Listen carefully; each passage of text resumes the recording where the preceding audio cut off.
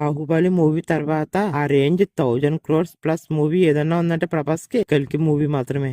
6 years వరకు మళ్ళీ ఒక 1000 crore మూవీ కూడా లేదంటేనే అర్థం చేసుకోవచ్చు ప్రభాస్ కెరియర్ లో కల్కి 2898 AD ఎంత స్పెషల్ మూవీ అని. నిజానికి 1000 కోట్లు అనేది మధ్యలో సలార్ మూవీతో కొట్టాలి, కానీ అది జస్ట్ లో మిస్ అయిపోయింది.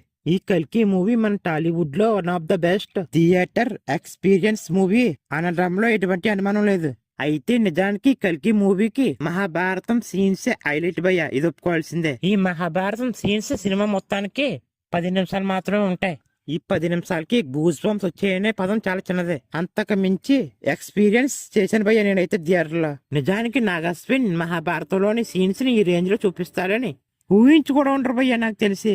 అయితే వీటన్నిటికీ మించి పార్ట్ 2 మీద ఏ రేంజ్ లో ఎక్స్పెక్టేషన్స్ ఉన్నాయో ప్రత్యేకంగా చెప్పనక్కర్లేదు. గట్టిగా చెప్పాలంటే స్పిరిట్ మూవీకి సలార్ 2 కి ఏ రేంజ్ లో ఎక్స్పెక్టేషన్స్ ఉన్నాయా అంతే ఎక్స్పెక్టేషన్స్ కల్కి మూవీకి ఉన్నాయా అనడంలో ఎటువంటి అనుమానం లేదు. అయితే ఇప్పుడు కల్కి 2 షూటింగ్ ఆల్రెడీ స్టార్ట్ అయిందండి భయ్య.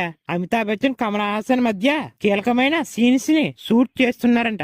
అయితే ఇప్పుడు లేటెస్ట్ అప్డేట్ ఏంటంటే నెక్స్ట్ మంత్ జులై నుంచి ప్రభాస్ కూడా షూటింగ్ లో జాయిన్ అవుతాడంట. ఎందుకంటే నాగస్విన్ ఈ కల్కి 2 ని వీలైనంత త్వరగా కంప్లీట్ చేసి నెక్స్ట్ ఇయర్ 2027 ఎండింగ్ లో రిలీజ్ చేయడానికి ప్లాన్ చేస్తున్నాడంట. ఇప్పటికే కల్కి 2 షూటింగ్ 50% కంప్లీట్ చేసేసాడంట నాగస్విన్. మిగిలిన 50% షూటింగ్ ప్రభాస్ తో ఉన్న సీన్స్ విఎఫ్ఎక్స్ వర్క్ మాత్రం ఉన్నాయంట.